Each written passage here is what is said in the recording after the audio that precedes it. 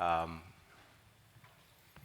I know just in terms of having the team leads reach out to people on their ministry teams, it's not easy to give a testimony. And last year we were really blessed with San giving an amazing testimony about the maintenance team, and obviously, basically Esteban coming up this year and just reinforcing that message. It's just a real blessing. And then last year we had Ellie Jung come and talk about the college ministry, and today during second service we have her mom talking. But for David, not Daniel, my fault, I just want to thank you again also. Amazing testimony, and you set a high bar, so hopefully I can keep going. Okay, I'm glad to know it's also 10:05. I don't know if you recall last year, we actually went almost to 11 o'clock. I apologize for that. I think we're going to be in much better shape today, but we have a couple things to roll through. I am also responsible for the administration team. We are looking for potential leaders there too next year, but let's go through it. Our mission statement: to provide administrative support to all areas of New Life Fellowship, to empower the team leaders and the pastoral staff to effectively do the ministry God has called them to do. Okay, pretty straightforward. We operate a lot in the background in terms of just helping out with events and such. Our teams, if you look up there on the slides here, we have accounting and financial reporting. Lisa Bennett, she's amazing. Pastor Eric talks about her positive heart in terms of just how encouraging she is, but I can tell you I work with her on a monthly basis in terms of she gets the financials done, basically just very open to feedback and just very quick. She works all hours of the day in terms of making sure that basically we have what we need for the financials and such like that. She handles the cash management for the church. We are very blessed, and just does a great job. For decorations, we have co-lead, Young and Chow, basically that handle that. Just very thankful. In terms of, basically we have obviously our Thanksgiving / Halloween theme for October. They do many events in terms of whether it's through Christmas, whether it's through all of our other events. They have a team that just basically serves, usually at night, but they do a great job making our church look beautiful. Maintenance, we've covered, basically San Lee had took over from Tang last year, done an amazing job. It's like, that's actually one of the fastest growing ministries, I find. I just find it's just a great group of guys and girls. It doesn't matter, like they'll tell you that basically whether you're handy or not, they'll teach, right? But the fellowship, not that hard to power wash, it's not that hard to sweep and such like that. To the degree there are more technical things, I know Chris did an amazing job installing the water filter and such like that, just dealing with plumbing. We could always use more people that have skills like plumbing, touching electricity and such like that, so we welcome those type of people. We do have a website. So Saki and Bao are responsible for that. We could use more help there in terms of just basically having more backups, refreshing our website and just helping there too. And then also we have special projects. That's just a be-all, end-all. We will reach out to you when we need you. In terms of qualifications, for a lot of them, attention to detail is really important. Interior design, right, for things like our decorations and such like that. We basically, we need some help there. Diligence, handy. I put that in there. Being organized, right? It's just sometimes there are just things that need to be done well. For myself, being on the admin side, handling the financials or so, I am organized to a certain level, but it's always good to have backup that are more organized than I am. Contact. You can either reach out to me, reach out to that email address you see up there. For all of these different ministries over the next 2 weeks, as you think about it and pray about it, you can sign up in the Church Center app. For those that are currently already part of a ministry, we will assume that you will want to continue being part of that ministry unless you tell us otherwise. One worth noting, since Danny was trying to poach people from the admin team, to the degree that you're not happy in missions or so, or want to join additional parties, we would welcome you on the admin team as well. All right? Okay. In all seriousness, here is why we are here. Okay, the ministry team. Our mission statement. The purpose of the ministry team is to help New Life Fellowship members discover and fulfill their unique purpose for life by getting them plugged into fruitful and fulfilling ministries that utilize their God-given spiritual gifts, heart, abilities, personality, and experiences. Those words are all capitalized. You may find a reason why soon. In terms of ministry, all right, just a little bit of history. It's like the Greek word for ministry is diakonos, which means servant or service. So ministry, for us, is using what God has given us to serve Him and the needs of others. One thing that we teach in 301 is that ministry is not just limited to pastors, it is a calling of every believer. Okay? Shape. You can use, I gave you a handout, just helps you write a few words, keep you awake and such like that. We have the shape profile, something that we take very seriously here. We teach this in 301. I think most of you have taken it, but just as a reminder, S is for spiritual gifts. What has God given me to do? What has God gifted me to do? H stands for heart. What has God put in my heart in terms of love and pursuing? And then the A is for abilities. What natural talents and skills has God given me? The P is for personality. How has God wired me to relate and serve best? This is where it's like, you can, through your past experiences, are you an introvert? Are you an extrovert, right? Are you a people person or someone that's basically more task-focused, right? And all of these will help shape your ability in terms of what kind of team you should be best part of. And then E is for experiences, right? What experiences has God used to shape my life? What painful experiences can I use to help others? Okay? As we keep going, before we get into what we do, just a reminder, spiritual gifts given by the Holy Spirit, we believe that they're distributed to every believer according to God's design and grace. And spiritual gifts are also for the common good for the body of Christ. A couple of items worth noting and filling in the blanks for your handout is that when we talk about spiritual gifts, we want you to use them and discover your primary and secondary ministries. All right? Your primary ministry should be in the area in which you are gifted. Your secondary ministry should be an area where you are needed. Okay? The example, it's like when Pastor Eric talks about our church at the very beginning, right, 1997-ish or so, very small number. I don't know if there was a lot of people that were talented from a musical perspective, but just sometimes you want to have more than a couple people here on stage. And so it's like, even though your gift may not be playing music, you may be asked for the church, by the church, to basically help serve in that perspective. So just one of the examples that I like to use in class 301. I think, Joe, you taught me that. In terms of the other thing to remember is that we need to remember when we use our gifts, using it without love is worthless, all right? So we need the love for God. We need the love for others, all right? 1 Corinthians 13, 1 through 3. I think we should just say it all together. Here we go.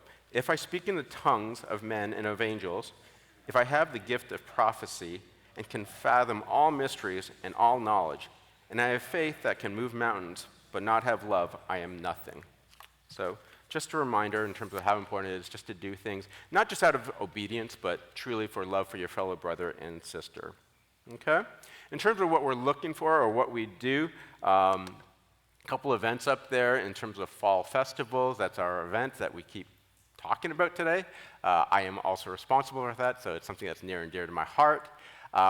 We also manage and take care of the volunteer appreciation event, otherwise known as our main event on December 31st.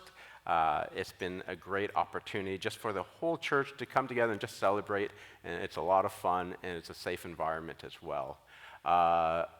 We are trying to establish a security ministry. I know Brian Chong, who is a previous ministry lead, has been trying to recommend this for the last couple of years and such like that, so I need to put it out there.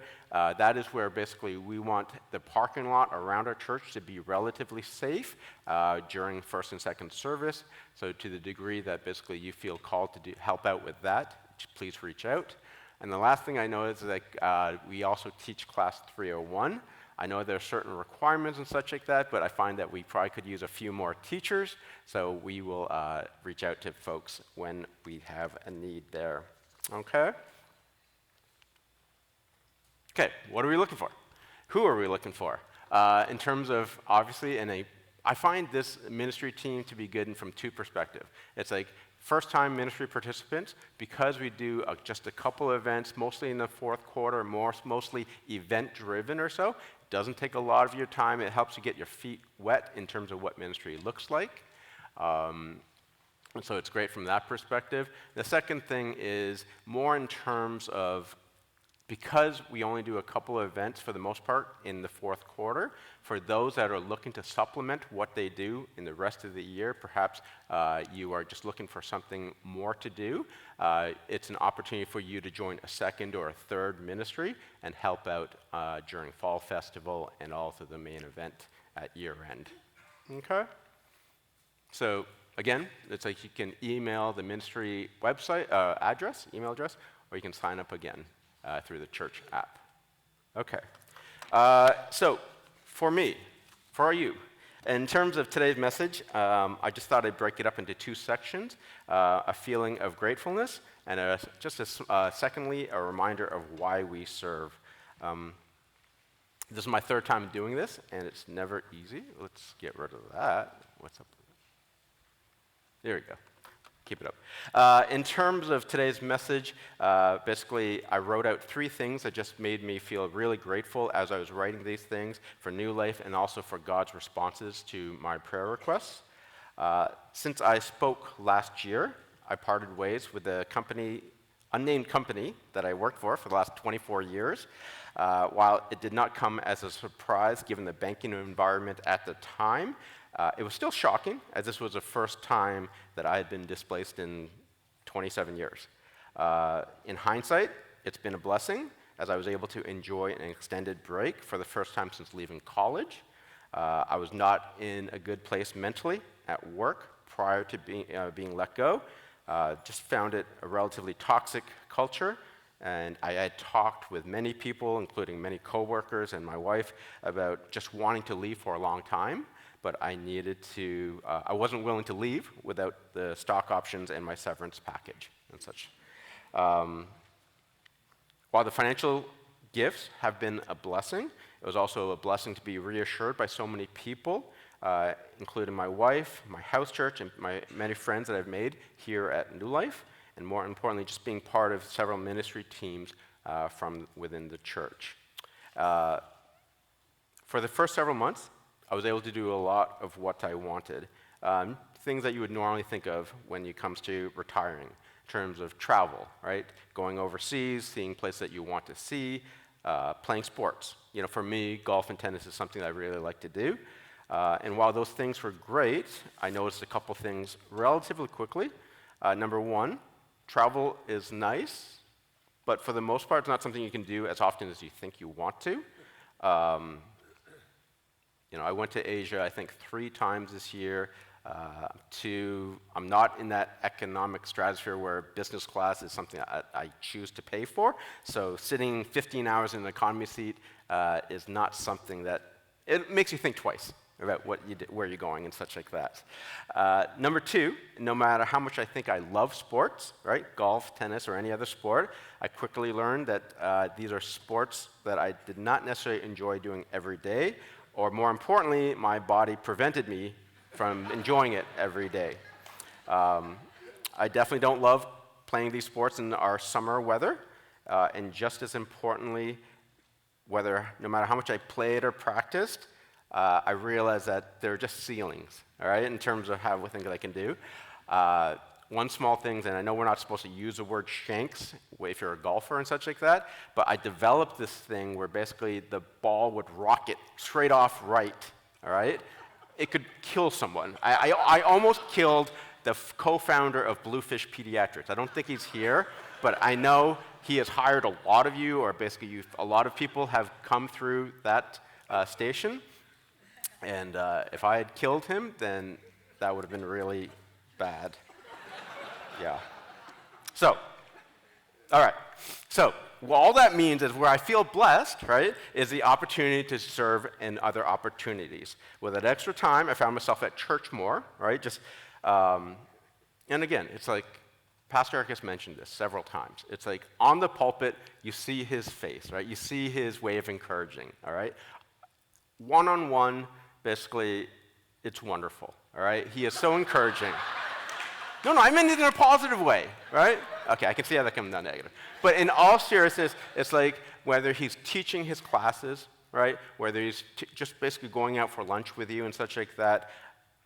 Very encouraging, very loving, prayerful, just a wonderful person to be around, okay? So just with that other extra team, I found myself having to focus on things like part of our leadership team initiatives, including working with our Korean side to develop more unity, and just basically secondarily helping out with our conference and seminars. Most recently, during that recent house church seminar, part of my responsibility was opening the church up at 5 a.m. and helping serve on the breakfast team, right? And spending just hours at church, basically helping out in whichever way needed.